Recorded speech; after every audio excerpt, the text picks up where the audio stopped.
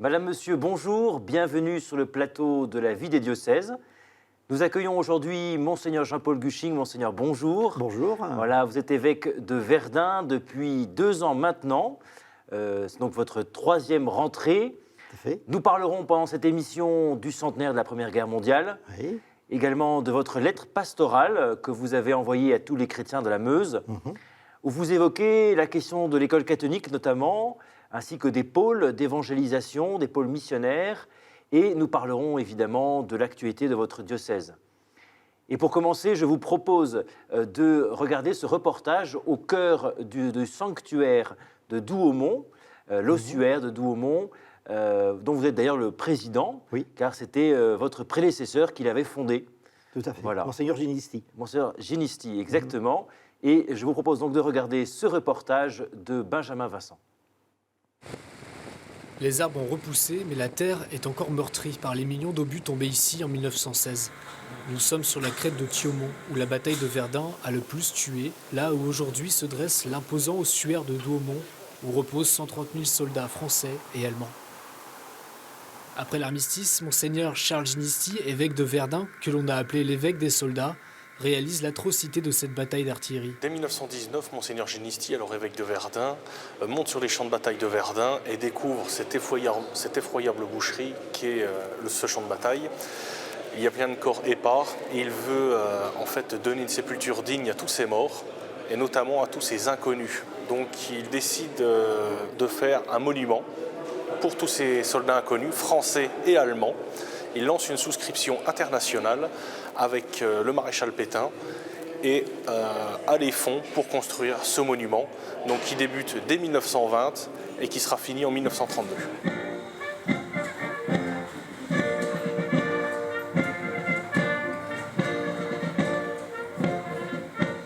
Dans la nécropole, plus de 16 000 soldats sont enterrés avec leurs noms.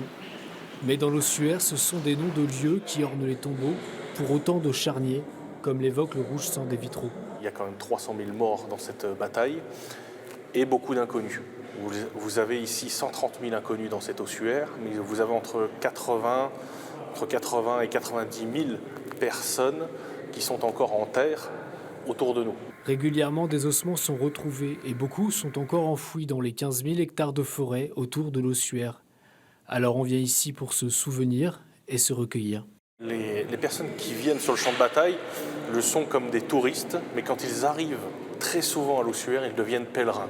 C'est-à-dire qu'ils viennent ici pour se recueillir et aussi comprendre cette bataille, ainsi que retrouver peut-être un aïeul qui a disparu dans cette terrible bataille. L'ossuaire était une promesse de Monseigneur Ginisti faite au poilu. Aujourd'hui, le monument témoigne surtout d'une vision humaniste qui a traversé le siècle, comme les cérémonies du centenaire l'ont rappelé. Le président de la République et la chancelière allemande ont pu découvrir une pierre rappelant l'amitié franco-allemande et rappelant aussi que dans cet ossuaire reposent soldats français et allemands depuis 1930, ce qui est le premier signe de réconciliation voulu par Monseigneur Ginisti. Dans la chapelle, les vitraux rappellent ce qui s'est joué et continue de se jouer ici, le courage infini des hommes face à l'horreur et l'espérance toujours. Voilà, Monseigneur, donc ce reportage qui nous parle de cette tragédie de la guerre de 14. Qu'est-ce que vous inspire ce reportage ?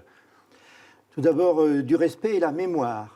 Je crois qu'il ne faut pas perdre la mémoire de ceux qui ont donné leur vie hier, dans le bon sens. La mémoire pour préparer aujourd'hui et demain, ce n'est pas simplement se souvenir. Et là-dessus, je répète souvent la même chose en disant OK pour faire mémoire, etc., mais à condition que faire mémoire aujourd'hui serve à préparer la paix. Et la paix, dans le monde d'aujourd'hui, ce n'est pas si simple. C'est d'ailleurs le titre de votre lettre pastorale dont on parlera tout à l'heure. Et pourquoi, selon vous, l'Église est aussi engagée, l'Église de la Meuse en particulier, est aussi engagée dans ce travail de mémoire ? Alors, il y a plusieurs niveaux. Quand je suis arrivé, donc il y a 2 ans, on m'a demandé de prendre la présidence du conseil d'administration de l'ossuaire de Douaumont. J'ai réfléchi. Quand on arrive, ce n'est pas évident. Et j'ai dit oui. Et à ma grande stupéfaction, je dirais, les élus ont été ravis que l'évêque de Verdun reprenne la présidence de... Ce qui n'était pas le cas juste avant. Non, l'évêque faisait partie du conseil d'administration, mais avait quitté la présidence. Et j'ai repris la présidence en mémoire du coup à Charles Ginisti, l'évêque qui est arrivé en 1914. Et donc, l'Église est présente par la personne de l'évêque. Donc, ce sont les relations avec les élus, les relations avec les pouvoirs publics, la relation avec l'armée. Et ce sont, je dirais, de belles relations qui me vont bien, je dirais, dans ma manière d'être et de faire. Et du coup, j'ai un réseau de relations à ce niveau-là qui est important. Donc, c'est la personne de l'évêque en tant qu'homme, d'ailleurs, et puis après, la personne de l'évêque, quand il dit une parole d'église. Alors, ça dit quelque chose des relations politiques, finalement. Tout à fait. D'accord. Tout à fait. Nous voyons dans la chapelle de l'ossuaire, dans le sanctuaire, on voit donc la chapelle de l'ossuaire. Qu'est-ce que ça dit de la présence de l'Église dans la Meuse? Donc, cette chapelle, la messe y est célébrée. Elle y était célébrée chaque semaine. Aujourd'hui, c'est un petit peu différent. Mais du coup, elle est célébrée. Et la chapelle, les gens vont se recueillir aussi à la chapelle. C'est ça, d'ailleurs, ils disent clairement que de touristes, ils deviennent pèlerins au sanctuaire. On le dit dans le reportage. On a rarement l'occasion de demander le silence. Même avec des jeunes et des enfants, au bout de 2-3 minutes, le silence s'installe. Alors, il y a quelques exceptions, mais ordinairement, ça se passe plutôt bien. C'est vraiment un lieu de paix. Un lieu de paix, un lieu de mémoire, un lieu spirituel. Et ça, je trouve que les gens qui arrivent à l'ossuaire de Douaumont n'en sortent pas de la même manière qu'ils y sont arrivés. Ça se voit sur leur visage. Et vous parlez de paix. Est-ce que c'est du coup ce désir de paix qui vous a amené à intituler votre lettre pastorale voilà, la paix soit avec vous. Il y avait 2 niveaux. La lettre pastorale est sortie à Pâques. Et ce sont les premières paroles de Jésus ressuscité aux apôtres. La paix soit avec vous. Et en cette année du centenaire, bien sûr aussi, la paix soit avec vous. C'est justement ces 2 niveaux que j'ai tenu à mettre au clair dans cette lettre pastorale. Même s'il est quand même plus question de l'Église en Meuse que du centenaire. Oui, bien sûr. Et du coup, vous abordez, donc, on va le voir hein, dans cette lettre pastorale, de l'identité diocésaine. Vous parlez, vous demandez qu'être une communauté chrétienne dans la dimension d'un diocèse. Vous proposez également, éventuellement, des pôles missionnaires. Alors, on va aborder cette question-là. Hein. Et vous évoquez l'école catholique comme premier lieu de l'annonce. Et nous avons voulu savoir finalement ce que vivaient concrètement dans votre diocèse les personnes. Et nous avons interviewé un responsable de collège, Éric Bonnet, qui est directeur du collège Saint-Jean à Verdun et qui répond à nos questions. On va l'écouter. Oui. Je pense que c'est plus facile d'être chrétien quand il y a un groupe autour de soi, hein, dans une société qui n'est pas très porteuse, dans un lieu où c'est pas ringard, c'est pas ridicule d'être chrétien, c'est pas ringard de demander la confirmation. Je pense que c'est plus facile. Hein. Et puis alors il y a aussi tous ceux qui arrivent à Saint-Jean pas pour cette raison-là. Hein. On a aussi évidemment, comme dans tous les établissements privés catholiques, énormément de familles qui viennent dans notre collège pour des tas d'autres raisons. Je dis souvent que la raison pour laquelle les gens viennent, elle m'indiffère un petit peu. Ce qui est important, c'est ce qu'ils auront trouvé quand ils seront partis du collège. Le lieu d'évangélisation, ce n'est pas uniquement catéchèse, sacrement. Hein. C'est aussi essayer de vivre au quotidien les valeurs de l'évangile ou les vertus de l'évangile, enfin un petit peu dans chaque acte de la vie du collège. Ça peut être aussi la première annonce. Hein. Je pensais à... Voilà, il y a des événements de la vie du collège. L'an dernier, on a vécu deux deuils, celui d'un élève et puis le papa de 2 élèves.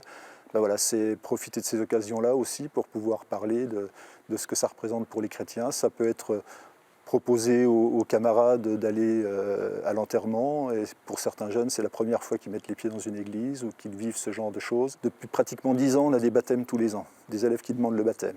Alors, on ne fait pas de prosélytisme, on ne pousse pas. Et je pense que pour moi, c'est une satisfaction. En tout cas, c'est le signe qu'il se passe quelque chose ici. Alors, Monseigneur, la rentrée, s'est faite il n'y a même pas un mois. Comment elle se passe dans la Meuse, concrètement ? À tout niveau, je veux dire, on essaie que ça se passe au mieux. En école catholique, effectivement, j'entendais Éric, où l'école catholique respire un air d'évangile. Effectivement, il ne s'agit pas seulement des sacrements, même si c'est important, même si la confirmation reste importante, mais il s'agit dans l'école catholique d'apporter des relations, d'apporter un bien-être, d'apporter...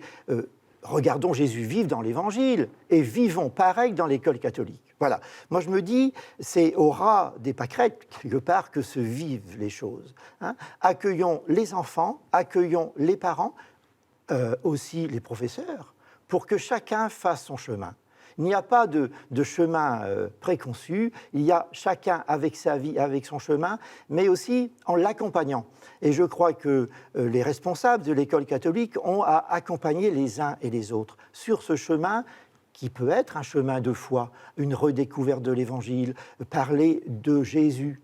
Hein. Et c'est là la première annonce, à la fois l'annonce implicite, je le dis souvent, même si la première annonce est un peu plus compliquée. Implicite, c'est le comportement, la manière d'être, la manière de faire, la manière de parler, le ton de la voix, le regard qu'on pose sur l'autre, ça joue. Et puis après, la manière explicite, qui est de dire le Christ, de dire le nom de Jésus. Et ce n'est pas facile, mais de l'annoncer à travers son nom, à travers sa parole. Et là, c'est tout ce qui est du domaine de la catéchèse, faire résonner la parole. L'école catholique ne doit pas perdre son identité, et j'y tiens beaucoup. Et du coup, concrètement, vous parlez d'identité catholique, ça veut dire que vous tenez absolument aux cours d'éducation catholique, aux cours d'enseignement et de catéchèse dans toutes les écoles de l'éducation catholique. Qu'il y ait une proposition de la foi. Qu'il y ait une proposition de la foi. Ça me semble essentiel. L'école catholique propose la foi à ceux qui sont là. Alors, tout le monde n'est pas chrétien, donc là aussi, tenons compte de ceux qui ne sont pas chrétiens. Quand on accueille des musulmans, faisons attention. Hein. Il ne s'agit pas accueillons tout le monde, mais proposons la foi à ceux qui veulent qu'on propose la foi. L'éducation catholique, Monseigneur, c'est combien d'enfants ? Combien d'enfants, en gros, sur le diocèse? Quelle proportion? 3800, quelque chose. Je n'ai pas le chiffre en tête exactement. Mais en proportionnel par rapport à l'éducation nationale, environ? Je n'arriverai pas à dire précisément, d'accord. Mais c'est-à-dire c'est une part importante quand même de l'enseignement dans la Meuse. Ce sont des petites écoles. Les deux grandes écoles, c'est Verdun, à travers Saint-Jean et Sainte-Anne. Après, c'est des écoles plus petites, mais aussi où il se fait beaucoup de choses intéressantes par rapport à l'école elle-même, par rapport aux activités et par rapport à la catéchèse, à la proposition de la foi à des plus petits parfois. Est-ce qu'on peut dire que l'école catholique aujourd'hui traverse les mêmes soucis, les mêmes défis plutôt d'évangélisation que les paroisses? Complètement, parce que ce que disait Éric, on met son enfant dans l'école catholique, mais ce n'est pas une raison de foi. Ça arrive. Mais on le met à l'école catholique parce qu'on est proche, parce que c'est bien, parce que les enfants sont éduqués. Voilà. Mais il y a X raisons qui nous échappent, mais ce qui n'est pas une raison simplement de foi. Ça, c'est clair. Merci, Monseigneur. On va parler maintenant de votre vie pastorale que vous allez entreprendre en 2017. Vous l'annoncez à la fin de votre lettre pastorale. Voilà. Oui. Et concrètement, qu'est-ce que vous en attendez de cette visite pastorale? D'abord, la Meuse, j'ai déjà traversé la Meuse, vu les 20 paroisses, hein, le diocèse c'est 20 paroisses, et donc c'est un temps de proximité, un temps de connaissance, un temps d'écoute, où on s'écoute mutuellement, un temps où les gens vont découvrir leur évêque autrement, et moi découvrir aussi la vie des gens autrement. Ça veut dire que les visites pastorales commenceront le jeudi matin jusqu'au dimanche après-midi, je logerai sur place. Et c'est l'occasion d'avoir un certain nombre de partages, d'écoute, d'équipes, parfois une usine, voyez, la vie des gens, c'est la vie des gens qui est importante. Quand on connaît la vie des personnes, on annonce l'évangile dans cette vie-là, parce qu'on a rencontré leurs soucis, leurs questions, etc. Nous sommes incarnés, et donc faisons attention à l'incarnation des gens. N'allons pas...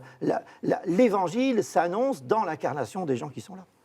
Et donc cette visite pastorale est une visite de proximité, répondre aux questions des gens, leur poser des questions pour une Église vivante. Je dis parfois, l'Église, ne la mettons pas en coulisses. L'Église est au devant de la scène aujourd'hui, et c'est important. L'Évangile est à annoncer aujourd'hui. Et je reprends quand même la parole de Paul qui dit « Je ne suis pas venu baptiser, je suis venu pour annoncer l'Évangile ». Et ça me paraît essentiel. L'évangélisation, c'est vraiment la première tâche des baptisés d'aujourd'hui.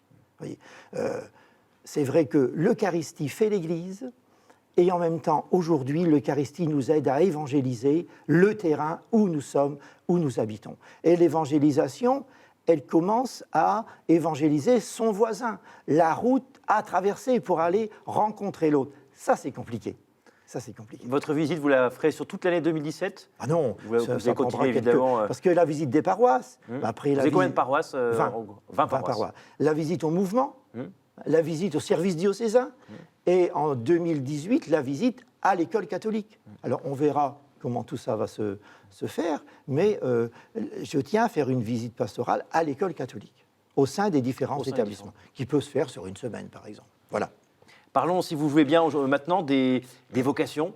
Vous avez eu la chance d'ordonner récemment un diacre pendant... Un prêtre. Un prêtre, pardon. Un Oui, prêtre, un Manuel Achard, voilà. qui a été ordonné le 19 juin. C'est une chance pour un évêque, en arrivant, d'ordonner un jeune prêtre. Voilà. Et puis, à l'heure actuelle, 2 séminaristes, un jeune qui a fait la propé, et qui aujourd'hui, c'est-à-dire une fondation spirituelle, un séminariste qui est en 2e année de 1er cycle, et un qui est en études d'histoire, une licence d'histoire. Voilà, il faut du temps pour mûrir, pour bien asseoir sa vocation, voilà. Pour discerner. Il faut donner du temps au temps, qui est un bon conseiller. Vos séminaristes sont envoyés dans quel séminaire ? À Metz. À Metz, d'accord, au séminaire de Metz. Donc, voilà, c'est avec un compagnonnage. Alors, en parlant des séminaristes, je me dis aussi, les jeunes prêtres aujourd'hui, qui sont, c'est-à-dire de moins de 10 ans de ministère, je les rencontre régulièrement aussi, parce que je crois aussi qu'il y a une confiance à avoir, jeunes prêtres et évêques. C'est quand même là que va s'y situer l'enjeu pour demain, bien sûr avec tous les autres prêtres qui sont là, de tous âges, etc.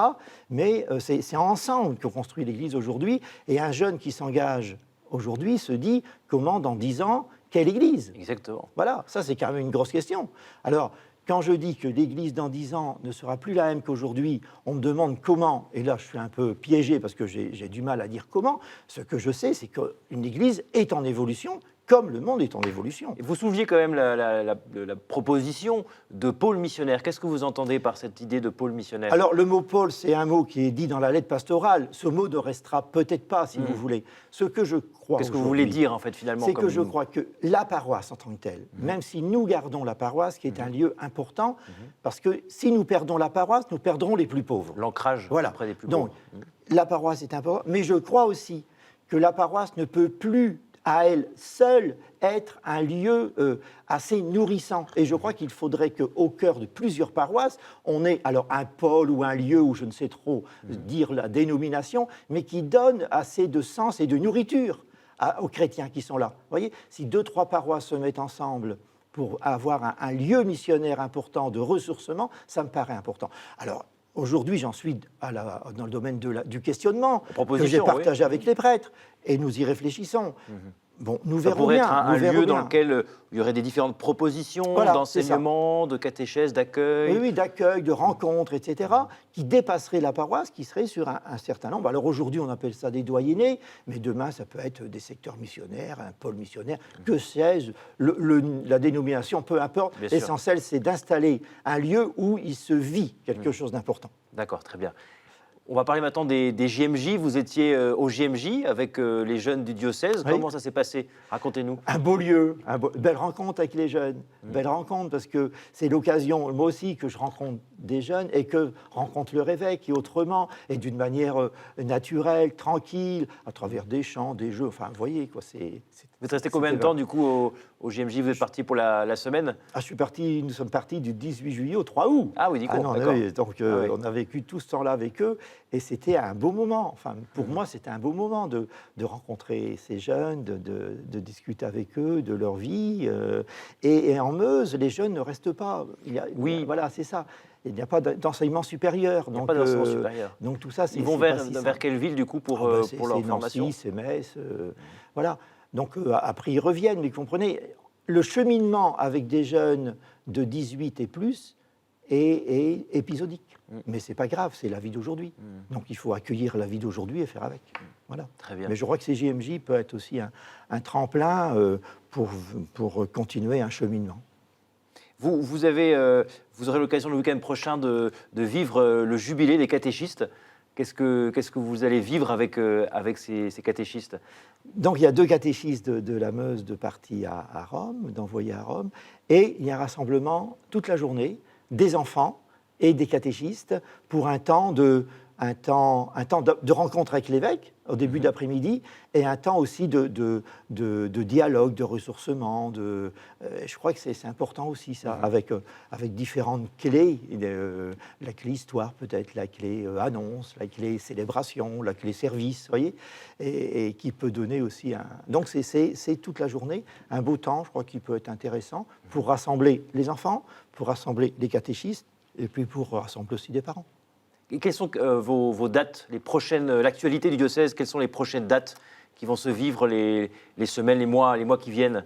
Alors, les dates, c'est un peu compliqué, mais ce qui me tient à cœur, en tout cas, c'est d'avoir tous les ans un rassemblement diocésain, une fête diocésaine qui rassemble des gens. Alors, il y a la fête diocésaine du mois de septembre, ça tombe bien puisqu'on commence l'année, mais il y a aussi un rassemblement diocésain qui me tient à cœur, c'est la messe chrismale. Pour moi, je veux dire, c'est là aussi que se rassemblent... Que vous célébrez le mardi, le mardi saint, la bénédiction des huiles, mais c'est aussi le lieu où les chrétiens se rassemblent autour de l'évêque avec les prêtres qui renouvellent leurs promesses sacerdotales. Et je veux dire, c'est l'endroit où le peuple de Dieu peut être rassemblé une fois dans l'année. Je sais bien qu'on ne peut pas toujours se rassembler, mais je sais aussi qu'il faut ce temps de rassemblement qui sont des temps nourrissants et vitaux pour l'avenir. Notre Église doit aussi se rassembler. La messe du dimanche est important, mais le rassemblement en paroisse est important, le rassemblement en doyenné ou en secteur est important, et le rassemblement diocésain est important.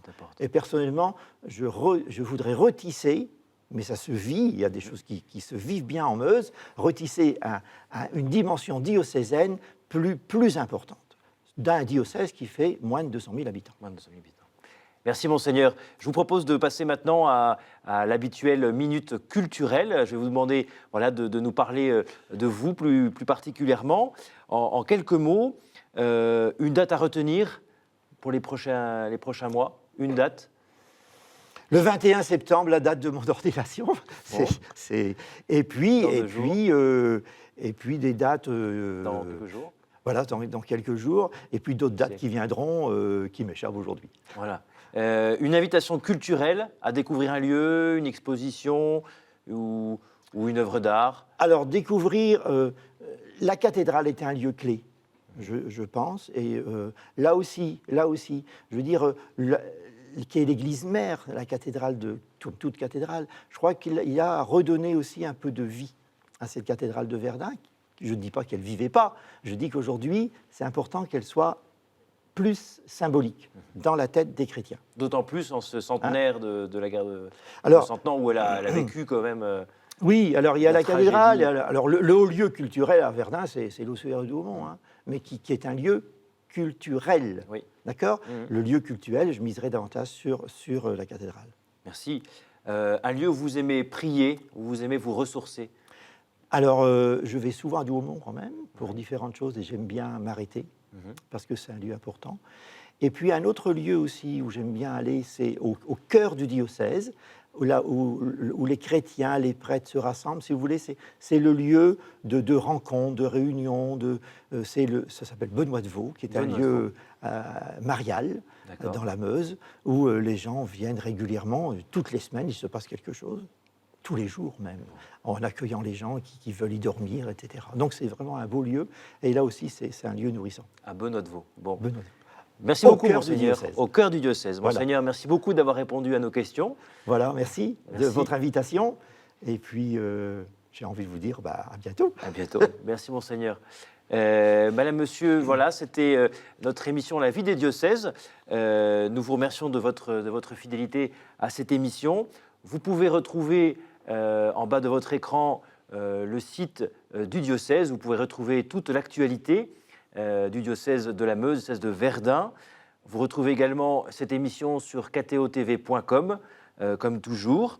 Nous remercions Monseigneur Gusching de sa présence aujourd'hui. Merci de votre fidélité et à la semaine prochaine.